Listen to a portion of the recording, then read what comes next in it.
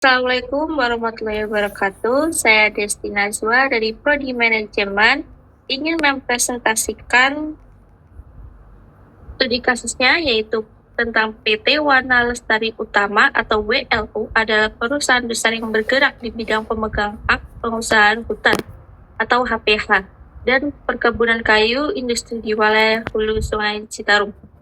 Perusahaan ini telah beroperasi selama 10 tahun dan dikenal sebagai penyumbang pendapatan hasil daerah atau PAD terbesar di kabupaten tersebut.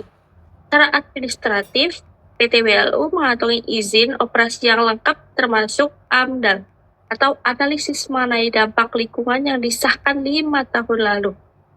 Namun, demi mengejar target ekspor kayu lapis yang meningkat tajam pada tahun 2024, Direksi PT WLU memerintahkan percepatan penebangan atau land clearing untuk penanaman kembali. Investigasi independen dari LSM Lingkungan menemukan fakta-fakta berikut. Yang pertama yaitu perluasan area, yang kedua pengabaian prosedur, yang ketiga ialah faktor ekonomi. Dampaknya yaitu pada puncak musim hujan bulan lalu terjadi curah hujan tinggi selama 3 hari berturut-turut karena hilangnya tutupan hutan di area curam. Tanah menjadi jenuh dan tidak ada akar pohon yang menahan air. Lalu hal tersebut mengakibatkan begitu banyaknya kerugian, seperti 15 rumah warga hanyut dan rusak berat, 5 orang meninggal dari kerugian materi warga, dan infrastruktur desa ditaksir mencapai 20 miliar rupiah. Namun sangat disayangkan PT WLU justru meresponnya bahwa kejadian tersebut adalah force majeure atau bencana alam murni akibat cuaca ekstrim dan menolak bertanggung jawab secara hukum, berdalih bahwa memiliki izin yang sah dari pemerintah daerah.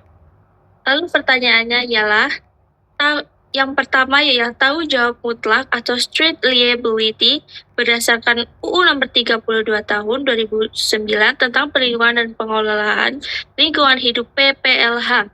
Apakah PT WLU dapat dimintai pertanggungjawaban ganti rugi tanpa perlu membuktikan unsur kesalahan atau kelalaian?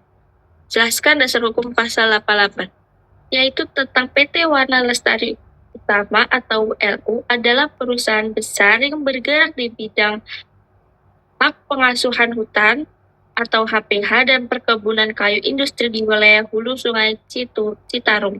Perusahaan ini telah beroperasi selama 10 tahun dan dikenal sebagai penyumbang pendapatan asli daerah atau PAD terbesar di kabupaten tersebut. Secara administratif, PT WLU mengantongi izin operasi yang lengkap termasuk dokumen AMDAL atau analisis mengenai dampak lingkungan yang disahkan 5 tahun lalu. Namun, demi mengejar target ekspor kayu lapis yang meningkat tajam pada tahun 2024, Direksi PT WLU memerintahkan percepatan penebangan atau land clearing untuk penanaman kembali. Investigasi independen dari LSM Lingkungan yang dimana bencana tersebut. Jadi inti permasalahan sosial dari kasus tersebut, yang pertama ialah pelanggaran, yang kedua yaitu isu etika sosial dalam interaksi di banjir bandang. Perusahaan mengutamakan profit tanpa mempertimbangkan keselamatan masyarakat, mengklaim force majeure dan menolak tanggung jawab atas kerugian yang disebabkan oleh perusahaan tersebut. Adapun beberapa hal yang perlu dianalisis melalui berdasarkan inti dari pasal 88 UU PPLH yang berbunyi setiap orang yang melakukan perbuatan yang menimbulkan pencemaran atau kerusakan lingkungan hidup wajib menanggung biaya pemulihan lingkungan dan ganti rugi tanpa perlu pembuktian kesalahan. Seperti kasus tersebut, yang pertama tidak perlu membuktikan unsur kesalahan. Hanya pertanyaan yang kedua yaitu pertanggungjawaban pidana korporasi. Apakah direksi PT WLU dapat dipidana atas kebijakan? Lalu yang pertanyaan ketiga yaitu kekuatan izin sebagai pembela. PT WLU berdalih bahwa mereka memiliki izin sah. Apakah kepemilikan izin administratif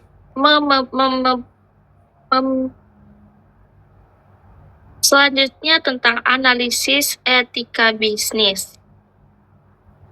Dalam teori ini terdapat dua, yaitu stakeholder primer, yaitu masyarakat desa Lembahsari yang terdampak. Yang kedua yaitu utilitarianisme versus deontologi. Jika dilihat dari kacamata utilitarianisme, kebahagiaan terbesar untuk jumlah terbanyak, apakah tindakan PT WLU mengejar profit ekspor bisa dibenarkan karena menyumbang pajak atau PAD? Mengapa analis ini bisa cacat dalam kasus ini? Sebelumnya, utilitarianisme adalah teori etika yang menilai moralitas suatu tindakan berdasarkan dampaknya, di mana tindakan yang baik adalah yang menghasilkan kebahagiaan terbesar bagi jumlah orang terbanyak. Namun dalam kasus ini, hal itu tidak bisa dibenarkan. Dan mengapa analisis tersebut cacat? Karena kerugian yang dialami oleh masyarakat itu tidak sebanding atau jauh lebih besar dibandingkan tambahan PAD. Masyarakat mengalami kerugian 5 orang meninggal.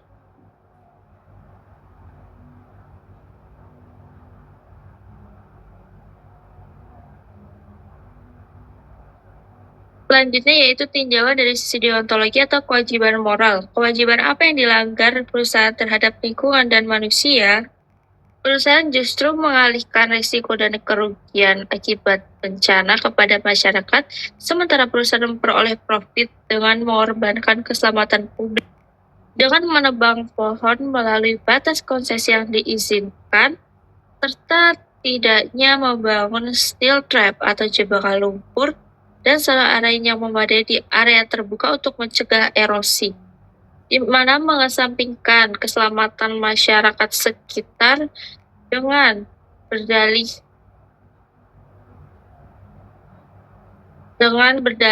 bahwa biaya yang tidak perlu yang akan mengurangi profit margin perusahaan di kuartal tersebut.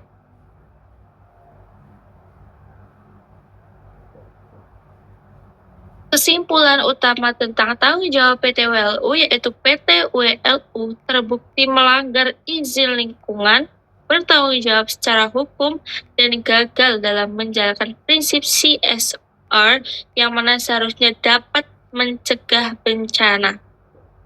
Rekomendasi untuk penanganan dan pencegahan tragedi yaitu penegak hukum yang tegas, rehabilitasi lingkungan, dan pengawasan izin diperlukan untuk mencegah tragedi serupa di masa depan.